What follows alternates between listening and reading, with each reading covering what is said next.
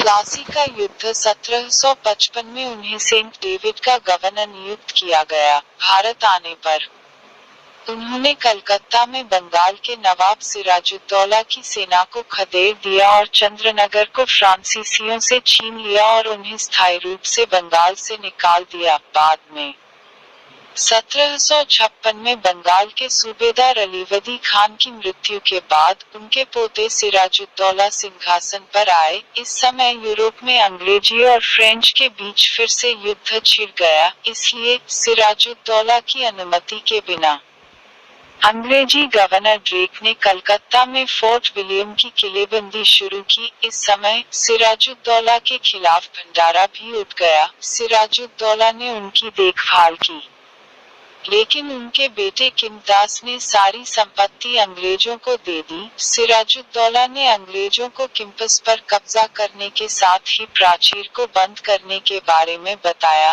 लेकिन जब अंग्रेजों ने यह नहीं सुना तो उन्होंने अंग्रेजों पर हमला कर दिया। उन्होंने कलकत्ता की घेराबंदी की और जगह पर कब्जा कर लिया। इस समय लोग सिराजुद्दौला के प्रशासन से तंग आ चुके थे। उसने जनरल मीर जाफर के नेतृत्व में विद्रोह किया। क्लाइव ने इस अवसर का लाभ उठाया और मीर जाफर को हाथ से पकड़कर सिराजुद्दौला को हटा दिया और मीर जाफर नवाब बनाने का फैसला किया।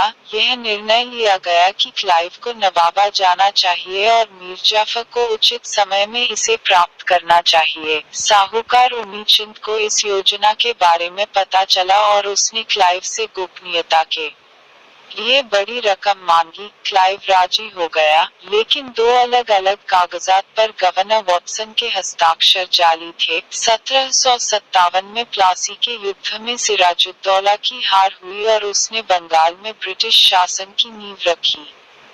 फिर उन्होंने मुर्शिदाबाद के सिंहासन पर मीर जाफर को स्थापित किया और उनसे 23,40,000 रुपये की मांग की। राशि 25 लाख रुपए और कंपनी ने बिहार में सोना हासिल किया। स्वाभाविक रूप से इसने फ्रांसीसी और डच को बसाया, लेकिन 1759 में दिल्ली के सम्राट के बेटे शाह आलम ने इलाहाबाद और अयोध्या के प्रमुखों के साथ मिलकर मीर जाफर पर आक्रमण किया। इस बीच क्लाइव ने मीर जाफर से उपहार के साथ मामले को खारिज कर दिया। इसके लिए क्लाइव पर 24 परगनों के स्वामित्व के लिए कंपनी से वसूली की गई। वह 1760 में इंग्लैंड लौट आए। वहां उन्हें लॉर्ड ऑफ प्लासी की किताब से सम्मानित किया गया।